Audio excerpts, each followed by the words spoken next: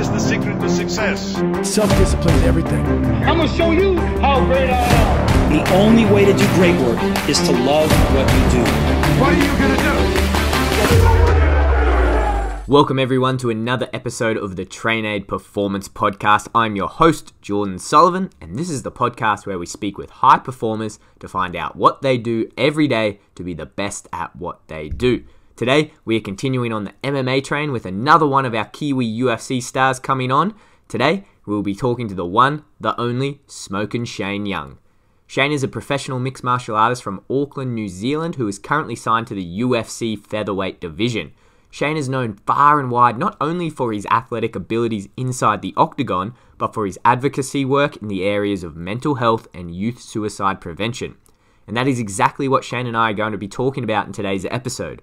We will speak about his early career in MMA, facing Alex Volkanovski in his UFC debut, his own battles with mental health, and how he uses different training methods to stay physically, mentally, and spiritually on top of his game. This is an awesome episode with advice that everyone can take on board. So let's get to it.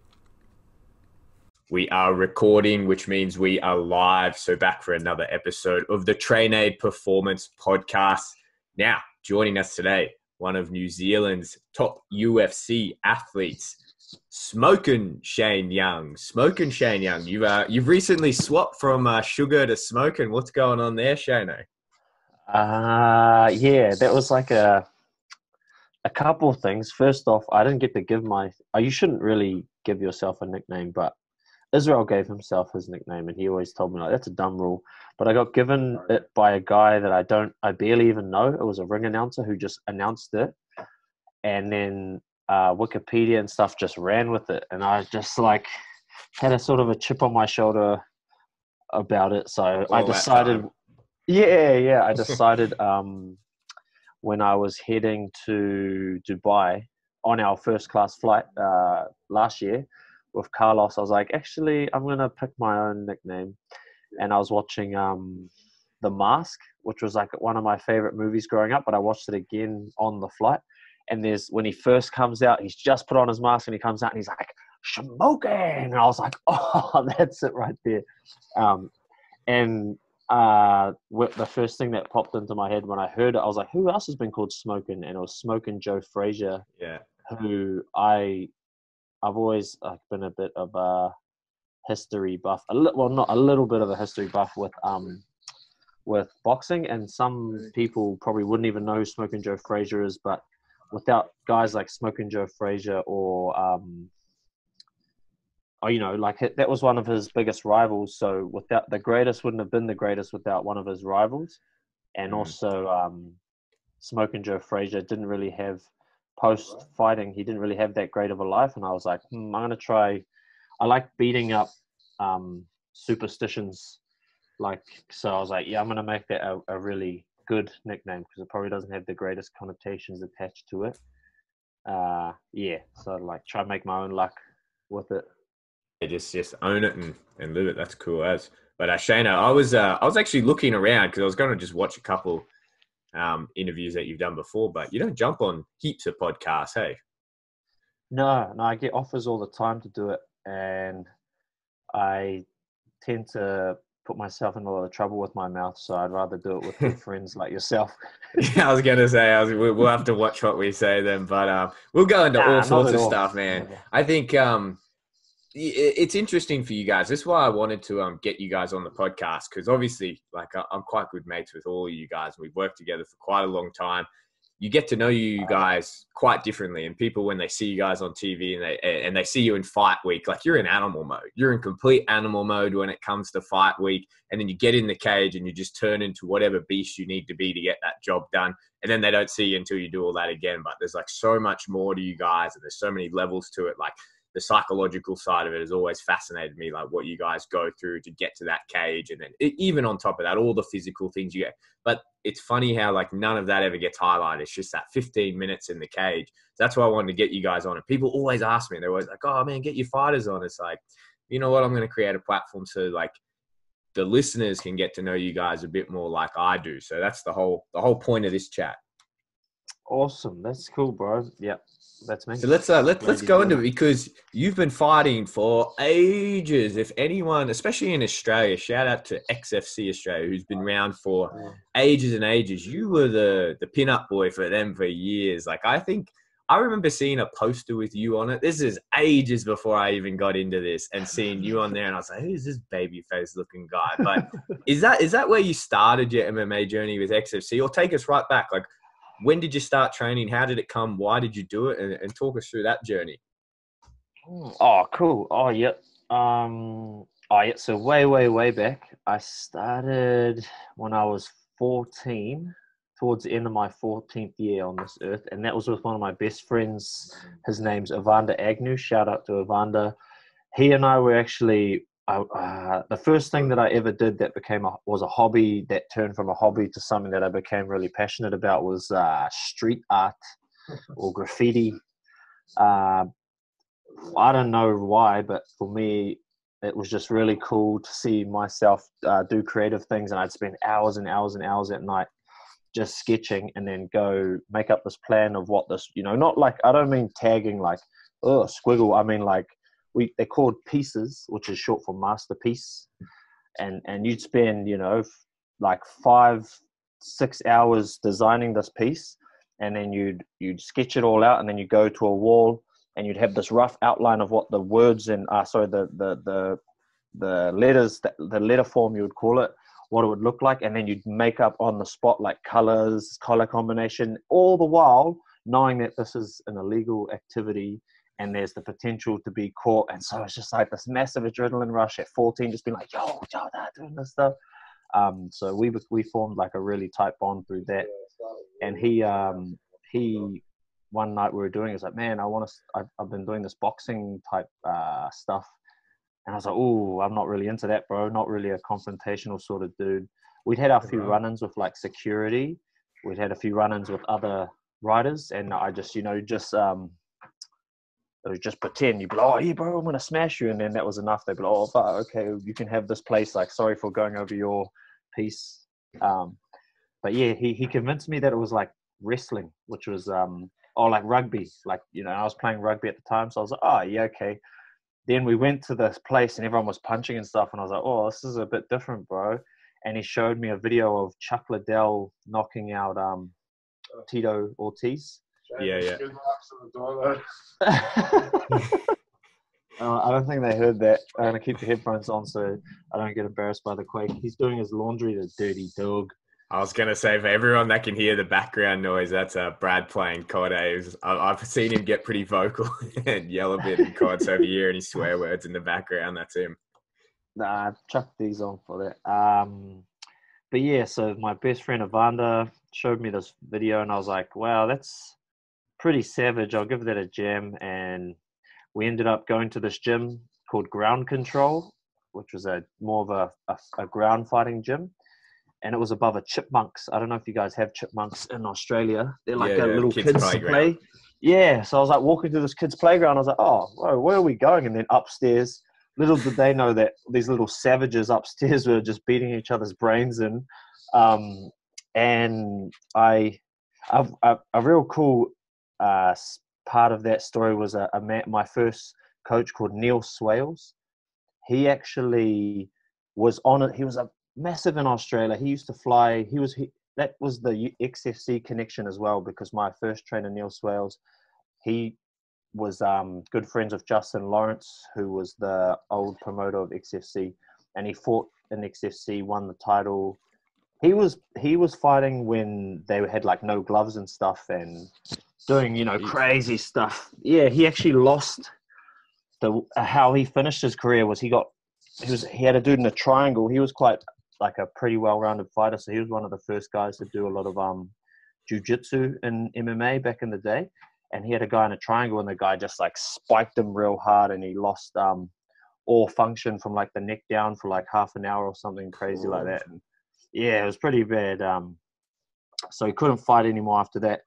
And when I linked up with that gym, he was on his way out. He was about to finish up with the sport and loved the sport so much, so he was doing other things like trying to become a referee and make it more of a safer sport. But he saw me and my friend, and he saw these little eager kids that wanted to learn more about the striking element of MMA, and he knew that that gym we were going to was more of a grappling gym, and he ended up staying on as a coach and a fighter sort of manager person for another 5 years because of us.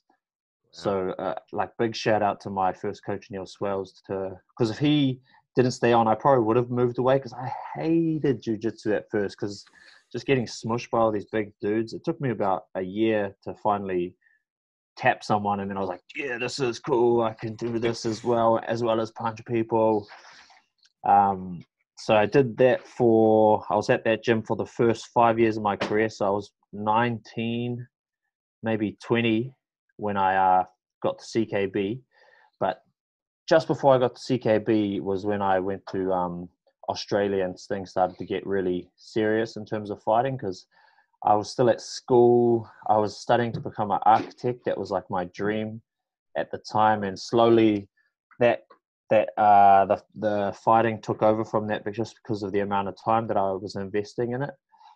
I was playing rugby as well. I was doing pretty good in my final 2 years. I was the captain of my team, and we went to the finals. But both years we fell short in the final, and it came down to like fitness.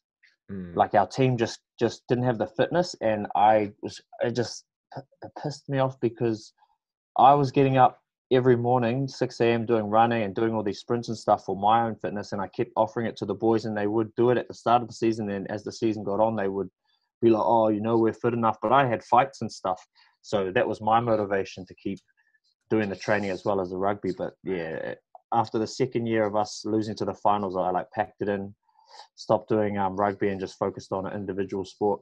But even then, I still wasn't thinking I was going to go anywhere with it. I thought I was just doing it to become like a little savage that would be able to defend myself. And I think I went undefeated for almost 7 years. Yeah, ages, right? Yeah, and everything too. I had like kickboxing fights, boxing fights. I think I only lost in a couple grappling matches. I actually ran into Kai France. Wrestling or something? Yeah, like in a no-gi jiu-jitsu comp, and I smoked him.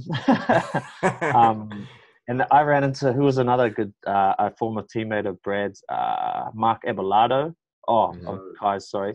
He beat me. That was one of my first losses in jiu-jitsu comp. But yeah, so I ended up I'm 19 or 20, undefeated for like 7 years. Then I ran into another savage of this guy, Adrian Rodriguez, who's a boxer now. He's got a few titles, like New South Wales boxing titles. And we had a war that ended up becoming, I think it was it was like Fight of the Year. Yeah. That was Australia, on XFC, right? Hey? That was XFC, yeah. That was for the Australian, the XFC title. And that was, I had a few hard fights before that, but that was a pretty hard fight. And that kind of solidified in my mind that that I could do something with this, go far with it. And that's when I made the move from ground control to city kickboxing after that fight, after my first loss. And from there, went on to win a few more fights, knock a few more guys out. I defeated Adrian Rodriguez, a few other guys in XFC. And this is all with city kickboxing now. So from 20 onwards, I was with city kickboxing. And then we started fighting in China. With Israel, and had a few fights here in New Zealand with other Chinese fighters. And then in 2017, I got the call from the UFC, but it was a bit of it's like a little, what would you call it? Like what is it? Predicament. It was a weird, it's like incestuous. It's a weird, very interesting. That was going to be my next question. Is your UFC debut? Because at the time, Sugar Shane Young was the thing. You were the guy. You were the guy in New Zealand, like across XFC, like you were the guy. And then when you got called up, talk us through it, like the whole situation, like what you were doing when you got the call. And then for people who don't know, tell us why it was, a bit of an incestuous situation. Well, there's two parts to that story. The first part is like what everyone knows was like, so I'd had a few, I think I'd had only two losses. One was to Adrian Rodriguez, And then I lost to Damian Brown because I had a last minute. I was going to defend my Australian title at featherweight, and then like a week and a half before that, the guy I was going to fight pulled out, and I was still ready to fight. So Damian Brown, who's a former UFC fighter, is a good lad. Shout out to Brownie. He was fighting for the lightweight title. And I was like, I'm going to go and be boisterous and bold and just move up a weight class on a week and a half's notice against this 34-year-old veteran, army veteran. Like, let's go. So I had a close fight with him. So I got my second loss in that one in my professional career. Then racked up a few more wins. Then I met a guy called Wang Guan, the Dong Bay Tiger. And that loss I really attribute to like losing mentally, because I got told so much stuff about this guy before I ever met him. I was like, oh, he's this he's this pre-UFC fighter. But that was my first inkling of like, man, these dudes I'm at that level now where it's that these guys are getting called up to the UFC. But he was like, no, I don't want to fight in the UFC. This Chinese guys, I make enough money doing this. So I kind of mind fucked myself with that one because I didn't. Yeah. But so I lost him. It was a close loss, and then racked up a few more wins. I think I was on like a 7-fight win streak, and then I come to my UFC debut. So I hadn't fought in 6 months, but I'd won 7 fights in a row. And then I just get a call. I was living up the road from the gym at this point in this really dingy place that my good friend, my brother, Sanchai, shout out to Sanchai, was giving me. But man, that was a dingy place. I was always getting sick in that house. But so I'm just chilling, and I get a call. And then Eugene, my coach, Eugene's like, do you want to fight in the UFC next weekend? I was like, wait, you mean the UFC?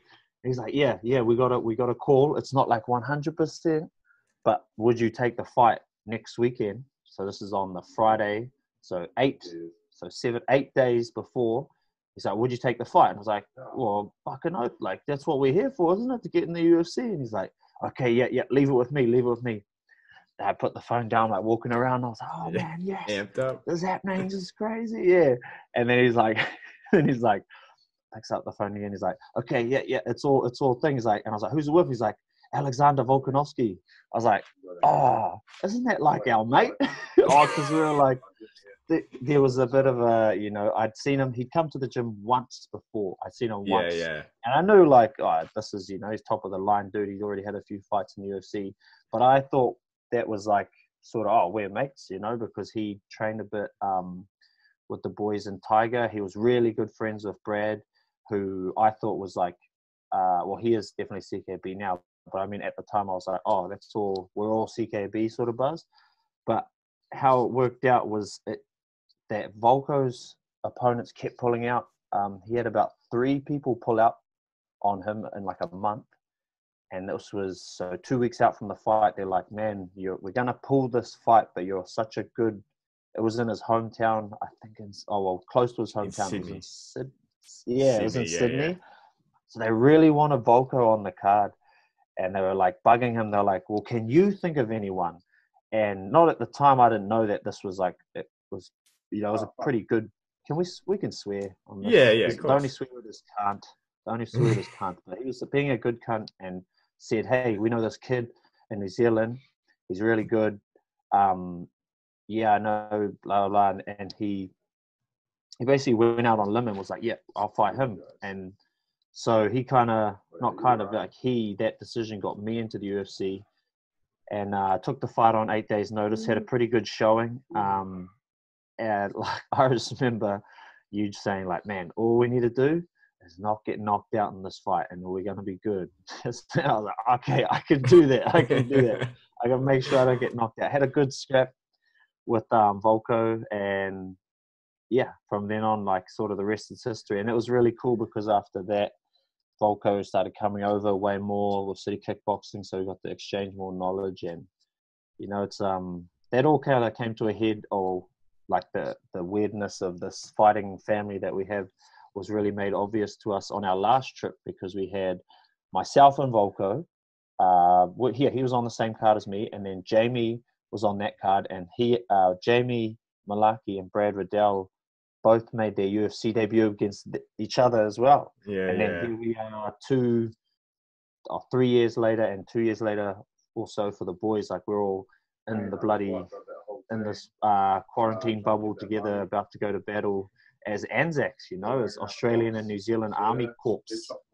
So you couldn't write a book better than that. It's crazy. Hey, I was who was I talking to? I think I was talking to Jamie about this. And again, you kind of got to credit Volko a little bit, because I think during COVID, Volk couldn't come over and train with you guys, so he kind of put together this little Aussie team. And then he because in Australia it was all very segmented. There was a couple UFC guys here and there, and then Volk needed to pull a team together to get that camp in for the Max fight. And so he did, and he got everyone, and everyone just stayed in close contact. And now, because Volko's so close with you guys, they're kind of merging. So it's merging into this superstar, super Anzac MMA team. Even now, upon this time, I think 5 days ago, the quarantine bubble has opened up. So now Australia and New Zealand, you can fly back and forth without having to quarantine and stuff like that. So that as well will be, the future is going to be looking real good for us as a team, as an Anzac team going forward. Yeah, it's pretty cool. Yeah, be real cool. Hey, Shana, you mentioned there a couple of times, I know this is a topic close to your heart, but the importance of the mental side of this. And you said that first fight, to quote you, you kind of mind fucked yourself, and that's why you lost it. And then obviously, as you've gone on, you've been a big advocate for mental health and everything else. And after your awesome performance in it was Melbourne, wasn't it, in February, and you did the speech afterwards. It was huge. And I remember you and I, because we were cutting weight and we were talking about your Instagram followers, and I remember you messaging me after that speech, and you had 30,000 Instagram followers who just jumped up. But let's talk about that. Why is that such a close thing to your heart? The reason why I even did that speech, or whatever, post-fight speech, is because I went through it, bro. I up until, without showing too much that needs to be said, I was married at a very young age with my high school sweetheart. So that alone, anyone that's been in a relationship, a real loving relationship, can understand how much that can affect someone positively. And it did affect me positively for years. We were together almost a decade, and she was my rock to keep pushing through fighting, and then that all sort of dissolved from 23 to 24. It was the sort of started cascading down. Oh, you're getting a visitor, bro. Oh, it must be some of those evenly macronutrient. I was gonna say, I think that's sandwich. Hey, that can wait. Shout out to TikTok nutrition, so I don't have to eat the hotel quarantine food. Nice. So like I was saying, it's close to my heart because I've been there. I was just a super, what I call, happy chappy.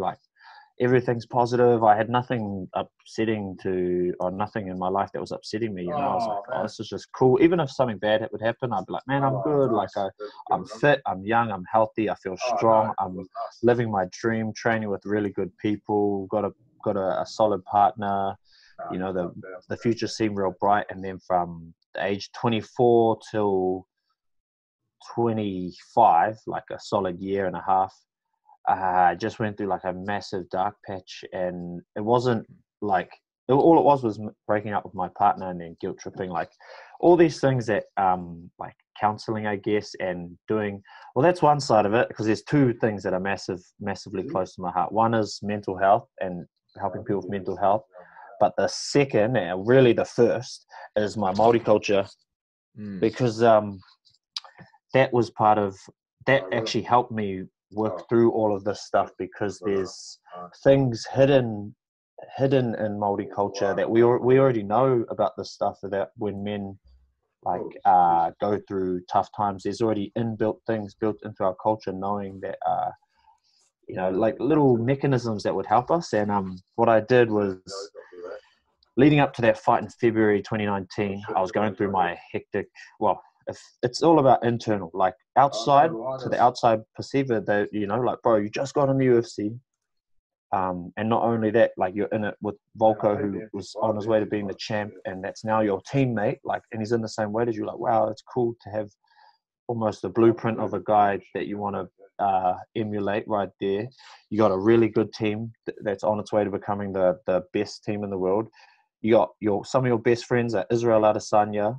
You know, he's like super happy, always on the lucky guy. And even that people around me were like, I don't see why this guy is so sad. Like, yeah, you're breaking up with your wife, but, you know, it's not that big of a deal. So I went through depression. Like, I realized that, I think it was in 2018 after so there was another fight before the one in February where I knocked this guy out with the elbow. Yeah. And I became the first person to carry the Tino Rangatira flag. You can see it there. Yeah. The Maori flag, and you can see a quake. Don't look at that. Yeah. Maori quake. Yeah, he is 100%. Yeah. So I represented my Maori culture. I was the first person to speak te reo. I gave a whai kōrero, and I said my whakapapa, which is just your lineage. So I said the mountain my people came from, the canoe that my people came over in, the river that we first drank from, like all this really cool, awesome stuff. And then they were like, oh, what did you just say? And I was like, oh, I just said who I'm from. Oh, sorry, where I'm from and who I am. You know, I just did what I did with my body, which is what we do when we go out and fight. We are showing people the makeup of our DNA with our fists and our feet. And that was like another big highlight. So I was like, wow, why am I, after doing all these things, a dream come true, why am I still so sad? And it was just the effects of depression. Like, you don't, like, you can feel all good, but it's like just is. And so that kind of got me thinking of like, man, because I still wasn't out of it at that point. I was in it. I was in the rut, but I don't know, it must be something about my personality, but there were times where I could like pull out of it and be like, almost look at that person like it wasn't me and be like, gee, this kid has his whole life like going for him, yet he's so sad. There's got to be something else going on, like chemical things going off and stuff like that. So that started the interest before I got to Melbourne. So I started looking into that stuff. Then I found out that we have the highest youth suicide rates in New Zealand, and Maori and Pacific Islanders. Like, yes, as a whole of a country we do, but it's mainly based in Maori and Pacific Islander kids. So kids like me, kids that are half caste Maori and Polynesian, as in like Tongan, Samoan, Niuean, Fijian, Cook Island, as well as, you know, like our Scottish, Irish, our mixed blood melting pot of a culture that we have in New Zealand. And then I started looking into it more. Then I found out it's not only like that we have this high youth suicide. So that means 18 and under. But we also had the highest numbers, like 12 and under. And I found out before that fight, up north, just north of Auckland, so like a couple hours north, some of the most beautiful beaches you've ever seen, beautiful forests you've ever seen. But that was the highest concentration. So that made me think even more. I'm like, these kids have this amazing environment around them. They're not the most rich, but you don't need money if you have this beautiful environment around you. But there were kids 11. There was an 11-year-old that took their own life. And then 3 weeks before, through friends of like young mates that I was hanging out with, who were friends of my partner at the time, so like 19. And so a 9-year-old took their own life. And I was like, what's happening in a 9-year-old's life that's so bad that they want to take their own life? And that was like, just made me decide, like, man, what can I do? I'll just be like, I can tell them that I went through it, or I'm going through it, and they're not alone. And so, like, I was really scared. I was way more scared to speak on that than I was for the fight. But that was my driving force, like that whole fight, like was up. Because when I fought Volko, I didn't know, like, I actually talked to Dan about it before Daniel Hooker walked out with me. And I was like, yeah, bro, when I get out there, I'm gonna do a whai kōrero. I'm gonna be the first person to speak te reo. And then I lost the fight, and then I was like trying to go grab the mic, and they're like, no. And then Dan's like, oi, you're only allowed to talk on the mic if you win. And I was like, mean. I go win. Even more motivation, yeah.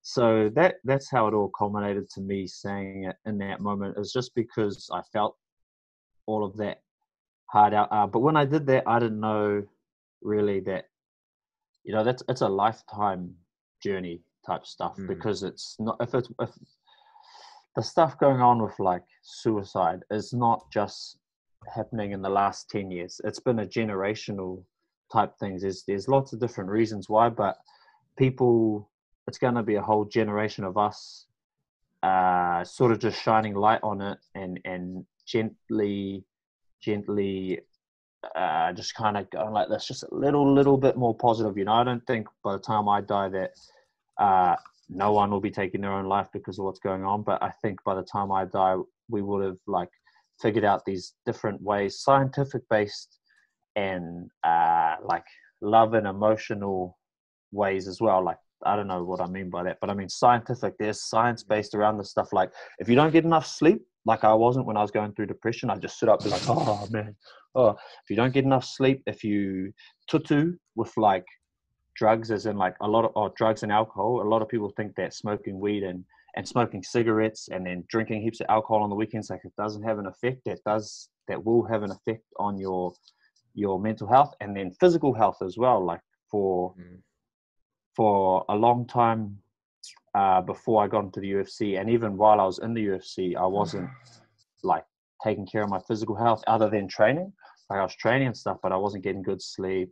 I wasn't like eating right. I wasn't doing those things. And the last few years I've really been focused on that, and my mental health has just been like so much better. And I'm not an expert on it. I can't be like, hey, do this, that, and the other. All I can do is be like, look into it, read a book, and get out to nature and stuff like that. So it's really interesting. It's really cool. Yeah, it's awesome.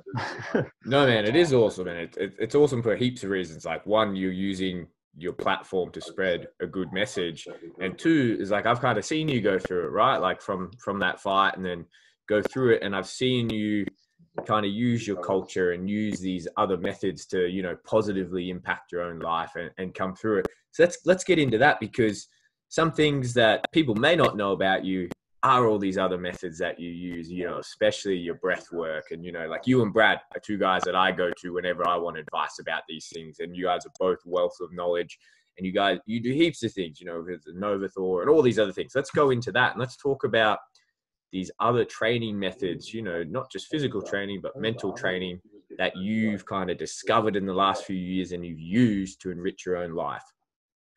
Yeah, cool. I think there's really three. There's a few. The first two are cool. The third one is the most important and the easiest because it is the breathwork. But the first one that was really cool that helped me out was a good friend, Dr. Hisham, with Novathor New Zealand. He reached out to me after the fight in February because he is like a mental health warrior in his own way. A mental health warrior in his own way. He's promoting positive mental health through. He's the Superman of dentists, but he also has this this machine called a Novathor that you lie in, and it uses the power of near infrared and infrared light to penetrate all the mitochondria in your body to basically tell your body to be young again or something. The science is like deep with it, but that was a big help because it's one of the only things that can help improve your brain, like the cells in your brain. You just it's like put your steroids is never a word you want to use, but you know, people think, oh, you inject it and it'll get better. Like, it's like you jump in this pod for 20 minutes. And he wanted me to do it because of like mental health. He believes that it will help with people's mental health because their brain will be healthier and the pathways will be better. And also, like, you know, we take head knocks in our sports, so he thinks that it will be good. And I believe so too. And the UFC has one, as you saw, and people will probably have seen it in the UFC PI, right next to the hot and cold pools, and then there's a cryo chamber, and right there is a bloody $200,000 machine that people just think is a tanning bed because it looks like one, and it's a Novathor machine. So that's one cool thing that's helping. A second cool thing that I was using for years before I ever went through any dark patch, but I was using it like I just thought it was a positive way to help with like mental visualization, was the float tanks, or the sensory deprivation tanks, which were made very popular by Joe Rogan and his podcasts. And yeah, I was on that bandwagon in 2015. That's how I found out about sensory deprivation tanks. But big shout out to my friend Anton Kowalski from Float Culture in New Zealand. It's just down the road. It's actually on Water Street. The place is called Water Street, which is kind of funny because you just sit in a pod, or sometimes a room or a pod, and they fill it with Epsom salts. Like, you can't see any of the Epsom salt. It just looks like water. Well, it is just water, sorry, but it's enough Epsom salt that your body floats like suspended in midair. It feels like zero gravity. And then you close the door and then it's pitch black. So that's the sensory deprivation aspect of it, as in it's depriving your body of any sensory input, no vision. If you get to a point where you're still enough and your heartbeat, you can slow, like not do your heartbeat so much and like not freak out, just stay calm. Then a few times I felt it where you almost can't feel your body because the water is heated to the same temperature as your skin. It's like 36 point something degrees. And if you just get perfectly still, you can't feel the difference between like the water and yourself. It's quite buzzy. Like it's quite like it's a natural euphoric trip, I guess, or what am I saying? As in it's just an experience that is unique and you'll never find it anywhere else unless you happen to be out in space, which one day I hope to be. Yeah, so big shout out to Float Culture. They helped hard out when I was in my good, like just happy chappy mode, but they've helped heaps since to help with mental health and just help you. I used to call it forced meditation, but that doesn't sound like good, forced meditation. But I just recommend people try that out. But the big one that you touched on that Brad and I have been working on here, I'm also, Brad, on the scientific side of things with like Oxygen Advantage, Patrick McEwen and James Nestor, who was a journalist that wrote a book called Breath. That's like, yeah, breathwork is deep. Like with Maori culture, there's a thing we always say, and I've said it at the end of all of my fights, and I say it whenever I finish a whai kōrero, I say Tihei Maori ora, which means behold the breath of life. And it's like, and I believe, and I've talked to other elders, I guess you would say, elders and people way wiser than I in terms of Maori culture.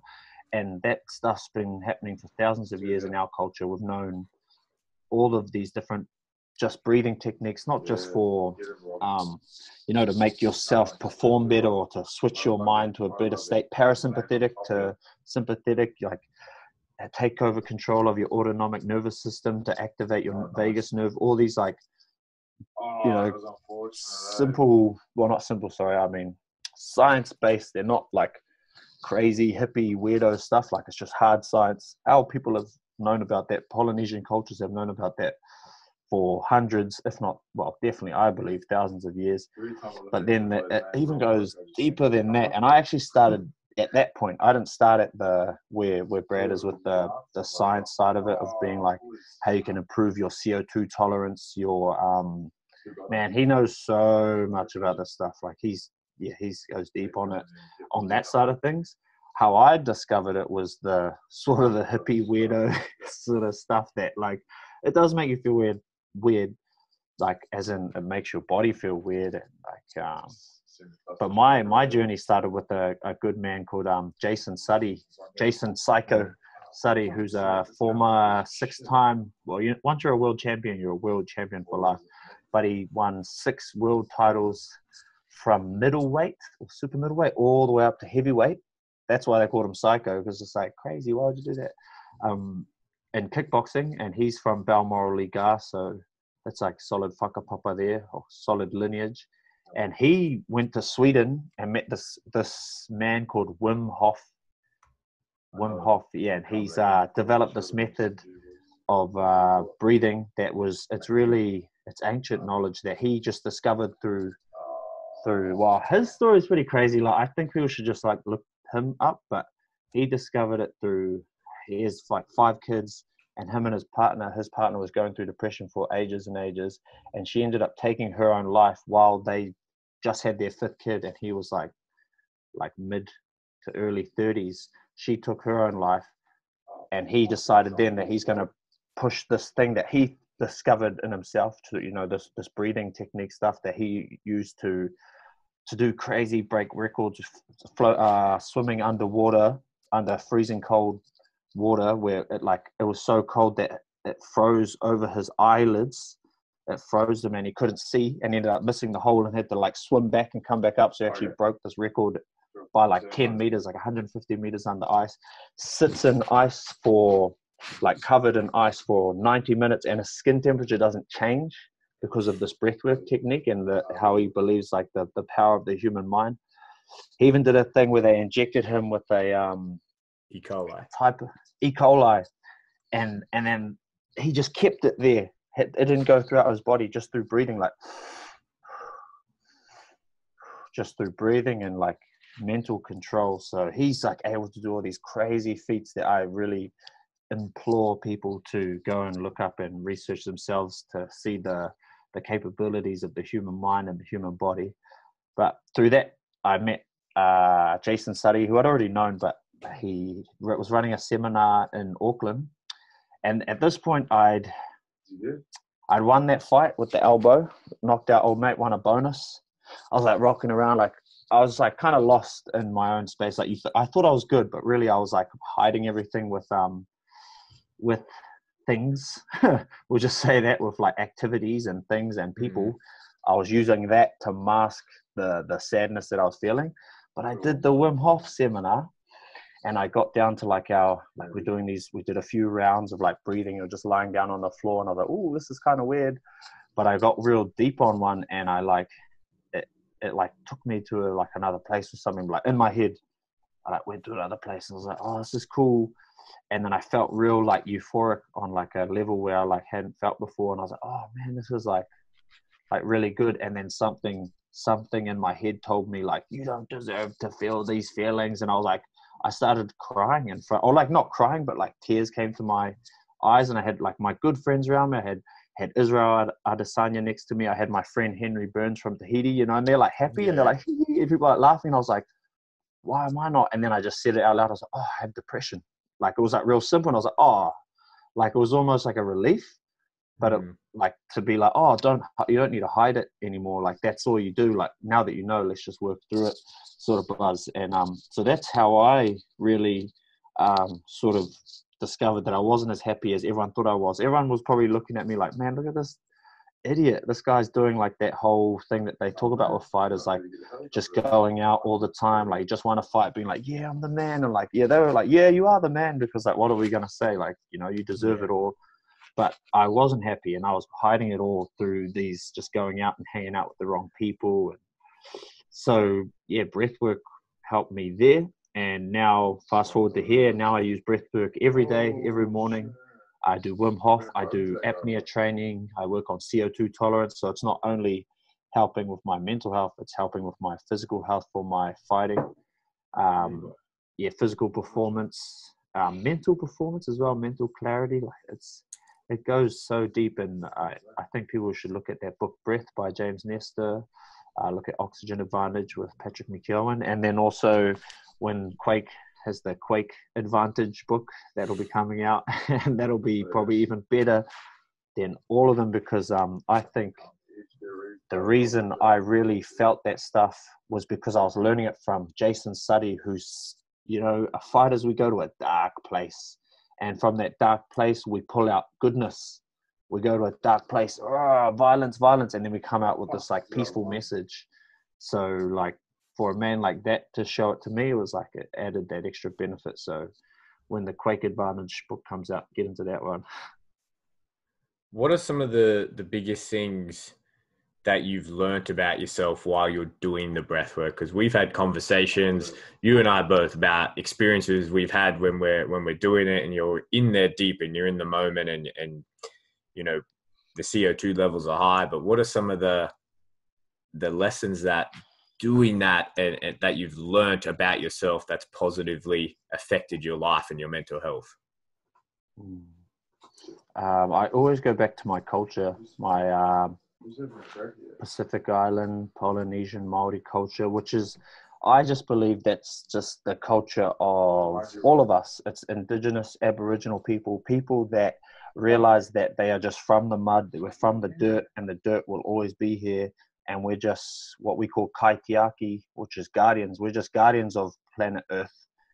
You know, we're not, it's, the Earth is like, we sprung out from it, and we need to take care of it, because eventually you're just going to go back into the dirt, like they say in Lion King, the circle of life. You know, the deers are going to be eating us. Like when I do my breath work, I truly feel that stuff, and I believe it's because 1,000 years ago, one of my ancestors was doing it, and when I tap into that space, I can almost feel them. It's like they're breathing there with me. And like, people don't have to get that weird with it, because I know that doesn't appeal to some people, like especially now, like as a man, you're like, bro, I'm too staunch. Like that's like a real like weird, and I use the word weird as in it's just different to the norm, but like you don't have to tap into it that way. You can tap into it with more so how Quake has found it through performance, because you'll do the stuff and you'll be like, bro, my personal bests have gone up, and all I do is like controlled breathing and stuff. But yeah, and also it's, if you think training's hard, try adding in this breathing stuff into it, bro. You think it's hard doing this? Imagine doing that and go, no breathing. That's like makes it even harder. Yeah. But with our Wim Hof style breathing, or they call it tumo breathing, and there's other forms of it. That's like, I guess you call it more like spiritual sort of stuff. Like, yeah, I think it exposes you to, for me, from 2018 was when I discovered it. Yeah, 2018 was when I discovered it. Till now, 2021, that's been, I've had some of the craziest, by myself, you know, in my room up at my old place, like just the craziest experiences where I just been confronted with parts of myself that I didn't know that I didn't like, and like parts of other people. Like, it's just like massive counseling sessions with yourself or something. I don't really know. I don't have the vernacular, the vocabulary to explain it, because I'm only 3 years into it, and it might seem like a long time to some people, but I've been fighting for 13 years, and there's still things I see. Like today I'll be training with Quake and we'll do a thing and I'll be like, whoa, that's different, you know, because the human body is so complex. The system that we have is so complex, and there's so many ways to twist it that way, break it that way. And then like, oh, if you twist it that way, but then push on this, it changes the whole thing. And it's the same way with breathing. And it's just about keeping that consistency and pushing through. But like the biggest, I think, the biggest thing from that I had was like, people talk about like experiences, and like, you know, like people want to do drugs and be like, oh, bro, I want to like go see like aliens or something like that. Like without saying too much, like I've tried a little bit of stuff, because I'm a 27-year-old kid. And as we all have, as young, curious minds, as we all have. Yeah, exactly. And but with breathing was the first time I'd ever seen something. And to me, it was like, I was just doing my breath work, and I was in a sort of like, probably that was my point where I was at my lowest, and that was the point where I was coming back up. I was breathing by myself up in my room, and I'd never like seen any sort of like visual type aspects of things. Like I've had general feelings of stuff, and like, you know, and you can, even if you're in a room with a lot of other people, and you can feel the energy of the space, and you're like, whoa, you can definitely feel that. And I feel like the breathing enhances that stuff. You don't dismiss that stuff. You're not like, oh, there's no such thing as energy fields. But bro, I've heard about quantum physics when I was 15. And I was like, yep, that makes sense. And then if you look into quantum physics, they talk about like how everything's just vibration and stuff. And like, so that's heavy science, and you can't dispute it. Like Einstein was like, shit, quantum's like too deep for me. You guys sort that out after I'm dead. So we can go down that track of it. But with this breathing stuff, it's like, it just makes you more open to that stuff.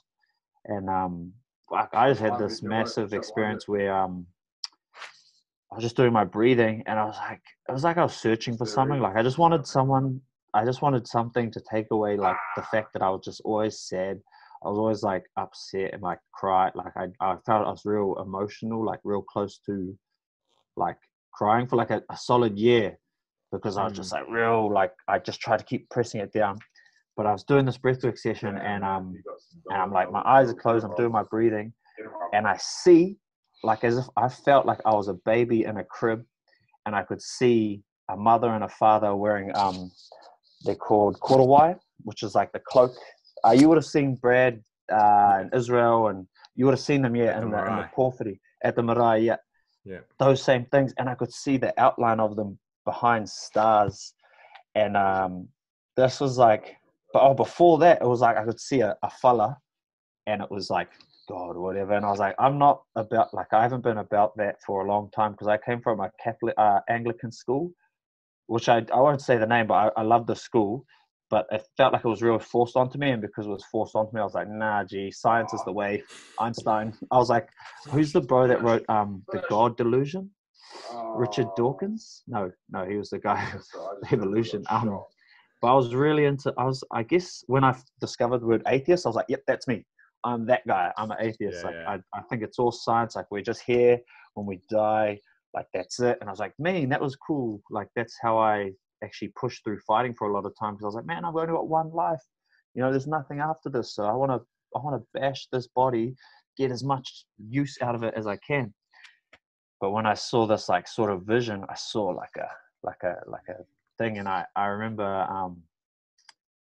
I had a brother that died at 2, and so he was taken away from my family at 2, and I was like, man, this is like, I've always battled with that all my life. I was like, what's so bad that a 2, like, there can't be a person creating this if they're going to take a 2-year-old that was providing so much happiness to my family, which we needed it at the time before anyone came. We needed him to come here and just like make our family happy. And and he got taken away at 2. And then my mum was like, had dealt with that trauma all her life, and I've seen it firsthand what that does to someone. I'm like, nah, I was like, fuck off. That's what I remember being like, fuck off, like, you're not there. And then it was like, it molded into like the 2 almost felt like my parents, like ancient Maori parents, and I was like, oh, like they're one and the same sort of buzz. And then it like reminded me that my nanny and like, we're all sort of that same space if you give it that reverence. And yeah, I guess that's when I turned religious. No, just, the breathing. It's interesting though. It's interesting though, isn't it? Because if people are listening, and I was exactly the same, and you probably were exactly the same when you first heard about it. When you first heard it, you do think, you're like, oh man, it seems a bit too hippie. But really what it is, and what you're talking about, is like, especially when we talk about mental health and with youth, it's like so many people turn to, say, drugs and alcohol to avoid, say, having these conversations, these honest conversations, either with a counselor, with a trusted family member, or with themselves, right? And whereas the breath work is almost like an avenue where you put yourself in a comfortable position and you allow yourself to have that conversation with yourself. You allow yourself to be open. But that's the thing, is like, you need to be open to it. You need to have that open mind. You need to be, you need to want to help yourself. And I guess a lot of people, Shane, this is what I want to ask you next, is because a lot of young people probably listening to this, going through what you went through, or going through some hardships, and they're probably going, you know what? I do want to start this, and I want to, but I don't know how. I don't know how. I want to open up to myself. I want to open up to a counselor. I want to open up to my wife or my partner or whoever, or my mum and dad. How do they get started? How do they start this process? We should include, you have like captions or whatever, and they say we should definitely include some mental health services. Like there's the depression line. I think the same would be in Australia as it is in New Zealand. So definitely that's one good place to start with a professional. Because counseling's even hard in itself too, because like I was lucky that it hit me at like a point where I was like, man, I'm ready I'll open up. Like I just didn't want to, I was paying money too. So if you're going to pay money for something, you will take advantage of it. And they say, there's a client, doctor client, whatever, confidentiality. And I was like, okay. Yeah, I was like, okay, I want to believe you, lady, because I'm paying you a lot of money. Well, it felt like a lot of money to do it. So I went all in, but I could definitely see us, definitely as kids, you wouldn't want to do that. So like talking to a person on the phone would be a good way. One way I would suggest is downloading. There's an app called the Wim Hof Method app. Yep. That's one cool way to get into looking into this breathing. And it's relatively safe. Like as long as you're doing it like on your bed, laying flat, there's no water around you, or not like a bed, like a burning pit of fire next to you if you roll off, because there is the danger that you could pass out if you go too deep, because it's the human body can only withstand so much CO2, the oxygen thing off before it'll just like shut off. And that is like sort of, I guess, the worst thing that could happen. But I would suggest people go see their doctor first. And most of those kids that are already at that door, most of the time they are already like being prescribed things anyway. So talk to that person that's prescribing you that stuff and be like, hey, can I try this breathing stuff? But the other hard thing with it is that it's not like put out there enough, but it's gaining more traction with the world because of the fact of Wim Hof, that he's putting himself out there as the guinea pig, saying, hey, put all these probes on me, let's do this training. So the Wim Hof Method app, Wim Hof Method, WHM app, is another good place to start. Talking to your friends. I think we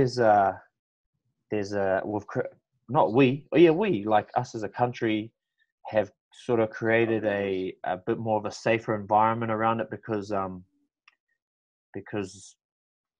like people are killing themselves, and so we don't think it's funny anymore to just give people banter, because we don't know what that banter might be taken off as that person. So I believe that the environment around the world, especially with Polynesians and indigenous cultures, but not just that, like Irish, Scottish, Kiwi lads and lasses, we've created a bit more of a welcoming space to it.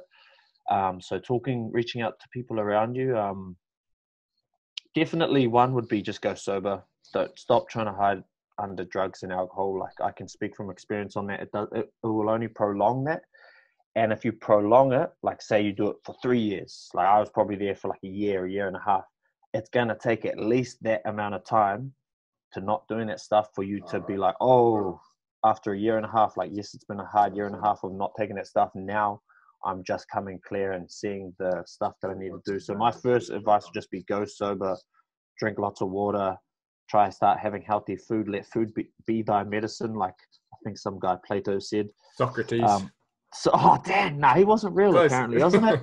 Is that the one? He might not be real, that Plato made him up. Yeah, I think Socrates was a student of Plato, so you might be on it there, yeah. Oh, well, no, I remember back in classics they were saying that Socrates, Plato was definitely real, but that Socrates might have not been a real person, like might have been a figment, used as like a it would be easier, metaphor. I would be able to be much more open with certain things to telling you if I was like talking about someone else. Like I'd say, he did this, he did that, but look at what he's doing now. But it is a bit harder because I'm out in the public space, and I also don't want to trip up, because kids will just take one part of it and then just run with that part, because that in that space and time they'll think, no, yeah, bro, drugs and alcohol are the way. Like I can go deep. Like it's not at all that way. I actually when I started doing this breathing, because I was like just drinking a lot. I was even smoking cigarettes, bro, because like cigarettes are a stimulus. If you don't do them for up until 25, or 24, 23, like I would take them and I'd be like, whoa, this is like coffee. And like, it's like, but I realized through breathing, this will trip people out. I realized through breathing that I can feel all those feelings. I'm talking about, I'm not going to name any types of substances, because they're all of them, marijuana, all of it. It's all bullshit. But you can feel all those feelings through breathing, man. And if you just put yourself in the right headspace, you can like full on be, seeing, like feeling colors and like out of it stuff. Because I did it with a guy called, not with him, but Tom Scott, who's a really big New Zealand musician. He made a lot of rap. It's called Average Rap Band Homebrew. You might have heard of Homebrew. Yeah. It was the first song I walked out to when I fought Volko was called Dedicated To. And I went to the only concert of second, maybe the first, but I've been to a few concerts of his, and I just prepared my mind beforehand. I was like, I'm gonna do the thing where I'm gonna just breathe and be sober, but I'm gonna I'm going to feel like I'm on all the same substances. So all these crazy kids around me. And I did it, man. Like, I had people coming up to me and were like, bro, what are you on, bro? And I was like, brother, I'm on fresh air and water. And I was just like, really just like into it. So I moved away from that side of things because like that's just what I needed at the time, to feel like I didn't need alcohol and substances or anything to make myself feel good, because that's artificial. That's your serotonin receptors in your brain just going, and I'm like, yeah, I'm so happy. But then there's always going to be a chemical come down from that. And that's what I was saying before about, like, if you do that stuff for a year and a half every weekend or every second weekend, there's going to be a massive chemical come down, not just like two days. I'm talking like a year and a half of it. You slowly come down, come back to baseline, and then work your way up. So I don't need to do breath work to feel high, like euphoric high anymore. I do breath work to just connect with my culture, connect with myself, and sort of like you said, sort of be able to have those confronting conversations with myself. And also because it makes you feel good, like it makes your health better. And just why wouldn't you? Like, you can breathe like normally just for life, or you can breathe like extra to make life bloom like a beautiful flower. But got to read that book, Breath, by James Nestefano. It's so good. Yeah, that's such a beautiful quote too, that you said, to behold the breath of life, because it's exactly that. If you don't want to do breath work for any other reason, do it because for like those 2 to 3 seconds of tranquility that you will have. It's just physiologically impossible not to have it afterwards, and then start your day like that, and just do it for 5 minutes and start your day introspectively and just feel good. Like, you'll feel good. I guarantee if you do it when you wake up in the morning, do it for 5 minutes, you'll feel way better than if you have 3 cups of coffee and watch, I don't know, whatever morning show and get all the propaganda and whatnot. Oh, cold showers as well. Cold showers. First thing, if there's a kid watching this, like, man, I feel thing, bro, get your butt in the cold shower right now. Stay in there for 2 minutes. 2 whole minutes. Think about me while you're doing it. Be like, Shane's here, that's good. 2 minutes in the cold shower. And there's another thing. So some people translate Tihei Moriora to behold the sneeze of life, the sneeze. And I like that because it's an involuntary thing. It's like something made you sneeze. And have you ever had a sneeze that didn't feel good? Yeah, exactly. Unless you're like one of those, like, it's like, like a sneeze attack, but man, sneezing feels good. So get into the cold shower. One more, if people are looking at this for like wanting to watch this, be like, man, that guy talks about mental health, why isn't he giving me any tips? I would say go have a cold shower, and also do this breathing thing where you go lie on your back, put your legs up, breathe in for 5 seconds, hold for 5 seconds, breathe out for 5 seconds, hold for 5. Or just breathe in for 5, breathe out for 5. Do that for 5 minutes, and you'll feel your body will dip into that parasympathetic nervous system. We do it all the time at the gym because we know our bodies need to recover. So you have to put it into that parasympathetic state, and you'll feel it. Give it 5 minutes and you'll feel it. Sometimes it can take less, but 5 seconds in, 5 seconds out for 5 minutes. 2 minute cold shower. Boom, and there it is. Smoke and Shane Young's top tips. But that's it, bro. And that's exactly it. And I think that's something that so many people admire about you, is that you put yourself in the public eye and you talk about this and you use your platform. Like you're a big deal in New Zealand, and you have a big platform and you use it to spread this good. You use it to spread this good message. But Shano, Smoke and Shane, is there any last words that if anyone's listening to this and they go, you know what, like, I want to get this started, is there any last words or any little bits of advice you would give them? Well, first off, I'm called Smoke and Shane because I don't smoke. Yeah. That's the big one. If they want to get started with what? With martial arts, with martial arts, breathwork, just improving themselves, really. If they want to if they're in a place and they're like, you know what, I know I can do better. I know I can be better. I want to start. What's your top tips? Shameless plug, just follow Shane Young MMA. I got everything you need. I guess so. Like, that's because I follow I followed someone really closely, and his name's Israel Adesanya. I've followed him for about 8 years now. And it's there's a quote, and it's like, if you want to go fast, go by yourself. If you want to go far, go with a team.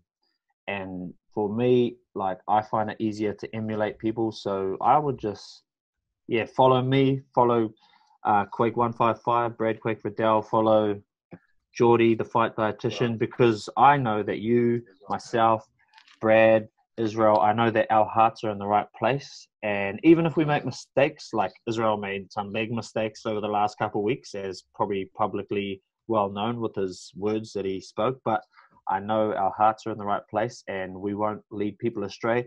But don't be like messaging us directly, just like copy or just, just emulate trying to be good people like these bloody warriors that go out and punch and kick and knee and elbow other people in the face. But we use that violence to try to promote a message of peace. For sure. I love it. Boom. So what we're going to do, finish off. I'm trying to finish every single podcast with these same quick fire questions that never end up being quick fire questions. So we're trying to keep the answers at 20 to 30 seconds.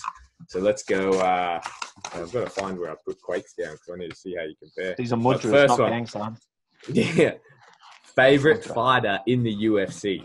Brad Quake Riddell. Boom. That's a good one. The most influential person in your life that you've had in your life? Brad Quake Riddell. Brad gets the two-piece. Keep going. Favorite quote? That's a hard pain. That is a hard one. Pain is weakness leaving the body. Pain is weakness leaving the body. That's good. And I'm pretty sure you've said that before when we're cutting weight. Not that when we ever cut weight, it's painful. Nah. Not at all. Last question that I want to ask. Top tips for young aspiring fighters who were maybe they're 14-year-old you, or they want to be there, or they're in a similar position. Maybe they're 20, maybe they're 25, maybe they're 30, whatever. Young fighters who want to get to where you are, what's your advice to them? Don't be lazy. You know what I mean. They know what I mean too. If you feel that lazy, don't do it. Don't be lazy. Do the opposite. Just don't be lazy. What's the opposite of being lazy? Be proactive. Oh, here we go. I thought you said quick fire. Productive, yeah. All right. Now, Shano, the purpose of this podcast is I want to give everyone like a little bit of a tidbit into the psychology of performance and high performance, because it's something people always ask me. They're like, what does Shane do? What does Brad do? What does Kai do? What does Israel do that's different? And a lot of the times, it's not the training side of it. It's hard to explain. Anyone can rock up to City Kickbox and they can go through the training schedule, but there's only so many people that can be in the top 1% in the UFC. And I always explain it's all these other things. It's everything in between the training that happens. And I've put together at the end of the podcast for each person what I think are their high performance characteristics. And I've got written down for you. Number one, surround yourself with good people who are going to steer you in the right direction. Number one. Number two, connect with yourself. Be present with yourself. Number three, and that's a follow-on from this, is be present in all aspects of yourself: mental, physical, and spiritual. They're all combined. They're not separate. So be present with all of them. And number four, for Shane Young's top performance tips, don't be lazy. Anything you would add to that? Positivity is the recipe. Find the positivity from everything. The worst thing that could happen to you, there's something about it that will lead to positive. And if you can see it in the moment, it makes it better. Even if you're like, oh, and you're like, oh, but crying loses calories. There you go. And it helps cut weight as well. All right. Smoking Shane Young, that's a good podcast. There's so many people that are going to get so much out of that.